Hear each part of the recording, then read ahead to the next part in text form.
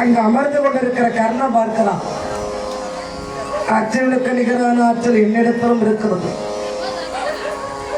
எனக்கு ஒரு வாய்ப்பு கொடுத்தால் இந்த அர்ஜுன இல்லை, இந்த கர்ணன் நான் பேர் எடுத்து கொடுப்பேன். அவன் எங்க உட்கார்ந்து கொண்டிருக்கிறான்? கோடான கோடி பேர்ல ஒருத்தனா உட்கார்ந்து கொண்டிருக்கிறான். அப்ப யோசித்தான், வாய் உள்ள பிள்ளை பிழைக்கும்.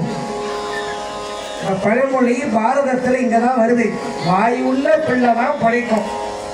பசிக்குதுன்னு கேட்டாதான் சாப்பாடு கிடைக்கும். இந்த பழமொழி யாருக்காக வந்ததுன்னா கர்ணனுக்கு வந்தது. கோடான கோடி பேர்ல அந்த கடைசியில உட்கார்ந்துக்கிறானே, வாயுள்ள பிள்ளைதான் பிழைக்கும். நமக்கு உண்டான வாய்ப்பை நம்ம கேட்கணும். நாம் யார் என்பதை இவ்வளவு கூட்டத்தை நம்மால் சேர்க்க முடியாது. இந்த கூட்டமானது பாண்டவர்களுக்காக சேர்ந்திருந்தாலும் இதை நமக்கானதாக நாம் பயன்படுத்திக் கொள்ள வேண்டும் என்று எடுத்தான் கர்ணன். மங்கு சூழ் விமானம் மூன்றில் மஞ்சள் கோடி திகழவே,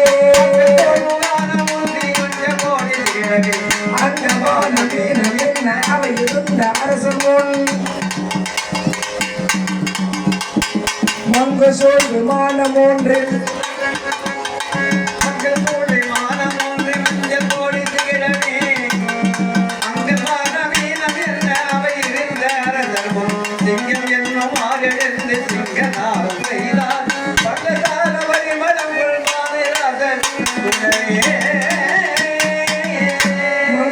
விமானம் மூன்றில் மஞ்சள் கோடி திகழவே. அதாவது கோடி கோடி ராஜாக்கள் இருக்கிறார்கள். அவ்வளோ பேர் மத்தியில சிறப்பாக கர்ம எழுந்து வருகிறான். சிங்கம் ஒன்று ஆறு எழுந்து சிங்கநாதமும் செய்தான். அங்கசாத பரிமளம் பானுராசு சூனவே. பானுன்னா சூரிய பகவானுக்கு பானுன்னு ஒரு பேர் உண்டு. சூரிய புத்திரனாக விளங்கக்கூடிய கர்ணன் அங்கிருந்து எழுந்து வரலாம். சிங்கம் மாதிரி எழுந்து வந்தான்.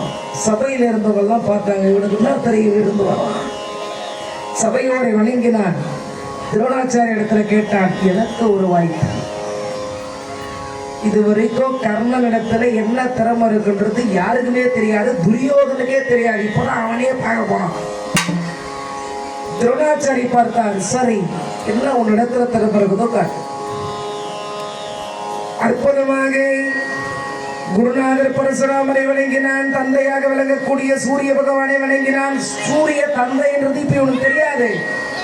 ஆனா இயல்பாகவே கர்ணனுக்கு சூரிய மேல பக்தி.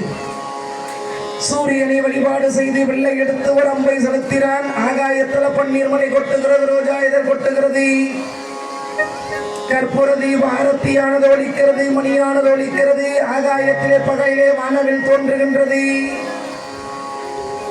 சீதைக்கும் ராமனுக்கும் நடைபெற்ற திருக்கல்யாணத்தை அர்ஜுனன் ஆகாயத்தில் காட்டினான். இவன் சீதைக்கும் ராமனுக்கும் நடைபெற்ற பட்டாபிஷேகத்தை காட்டுகிறான். பலே பலே பலே என்று சபையில் இருக்கின்ற அத்தனை பேரும் கரவொலி கொட்டுகிறார்கள். அறுவனே கை தட்டுறார்கள். அப்படி கை தட்டுகிற பொழுது இவனுக்கு பூரிப்பு. இவ்வளவு கை தட்ட அவன் இது வரைக்கும் வாங்கினதில்லை. இவன் உடனே அர்ஜுனை பார்த்தான். ஏய் அர்ஜுனா, நீ அதை பார்த்தோம்னா ஒரு சூரியன் இருந்தால் தான் உலகத்துக்கு பெருமை, அதுபோல ஒரு வீரன் இருந்தால் தான் உலகத்துக்கு பெருமை. வா, இந்த சபையோருக்கு முன்னதாக இந்த அவையோருக்கு முன்னதாக நீ சிறந்தவனா நான் சிறந்தவனான்னு பார்க்கலாம். வாடான்னு கூப்பிடலாம். அர்ஜுனை பார்க்கிறான். இவனுக்கும் நமக்கும் முன்விரோதமே இல்லை, இவன் என்ன நம்மளை கூப்பிடலாம் நீ என்று அவன் அச்சப்படுகின்ற பொழுது நாணுகிற பொழுது அந்த சபையில எழுந்தாரு கிருபாச்சாரி. அவர் எழுந்து பேசுகிறார். அதிருகின்ற எழி போல் அர்ஜுனன் தன்னை குறித்து, அதிருகின்ற எழி போல் அர்ஜுனன் தன்னை குறித்து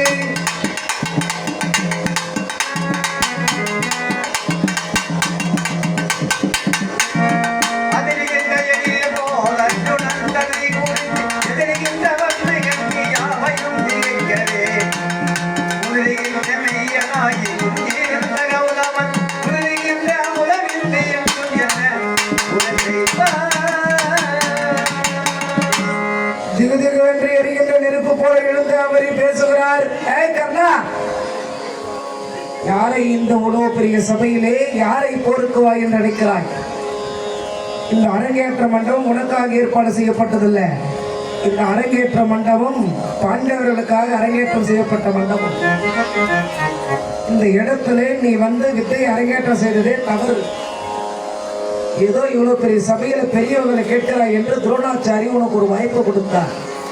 வந்தோமா, வித்தையை காட்டினோமா, கைத்தட்டில் வாங்கினோமா, வழி தடத்தை பார்த்து நடந்தோமான்னு போகணும். அதை விட்டு இளவரசராக விளங்கக்கூடிய அர்ஜுனனை போருக்கு வா என்று அழைக்கிறாய் என்றாய். உனக்கு எவ்வளவு திமிர் இருக்கும்? சூதன் மைந்தன் மேலே 7 சூழி மேதிரிக்கெல்லாம்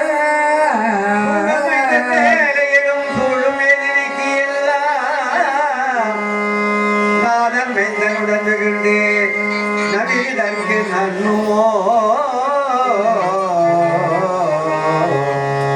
என முன்பு தால என்ன ராசராச நிகழி அப்போதமன் தனக்கு உள்ளம் பொதிக்குமாறு கூறுவார்.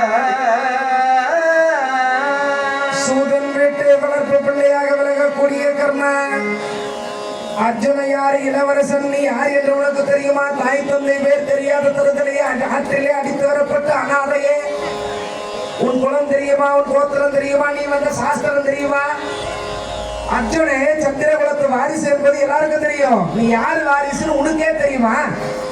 அர்ஜுனனை போருக்கு வா என்று அழைக்கின்றாயே, முதல்ல யார் என்று தெரிந்து கொண்டு வந்து அர்ஜுனனை போருக்கு கூப்பிட்டுனார். அப்படியே அவமானத்தாலே, அதாவது உலகத்திலே எது கெட்டாலும் கெடக்கூடாது தெரியுமா? மனசு கெடக்கூடாது.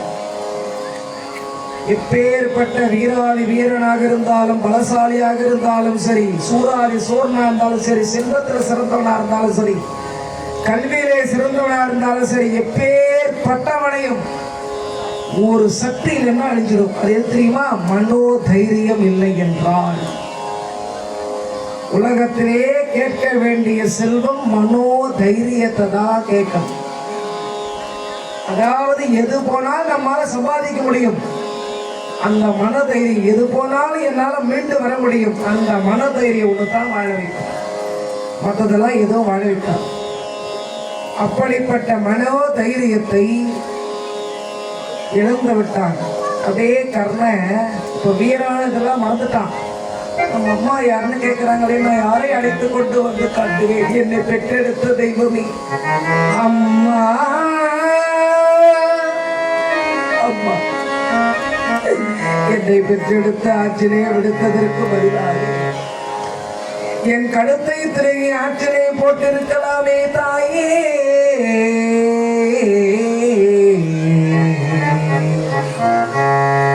நான் யாரை அம்மா காட்டுவேன்? என் தாயார், என் தந்தை யார்? குடம் நிறைய தண்ணி இருக்குது, குடத்துக்கு அடியில சின்ன ஓட்டை இருக்குது. தண்ணி இருக்குமா குடத்துக்குள்ள? எல்லா தண்ணியும் ஓட்ட வழியா போயிடும். சிறந்த வீரன், அர்ஜுனனுக்கு நிகரான ஆற்றல் எல்லாம் இருக்குது.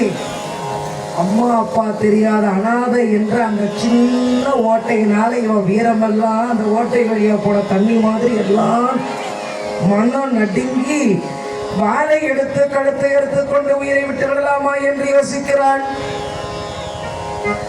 ஆனாலும் இந்த அவமானம் இந்த உடம்போடு போகுமா? அப்போ தாய் தந்தை பேர் தெரியாத கர்ணன் இறந்தான்னு சொல்லுவாங்க. அந்த இடத்துல குந்தி இருக்கிறான், அவளும் இதை பார்த்துட்டு இருக்கிறான். ஆனா அவ என்ன நினைக்கிறா?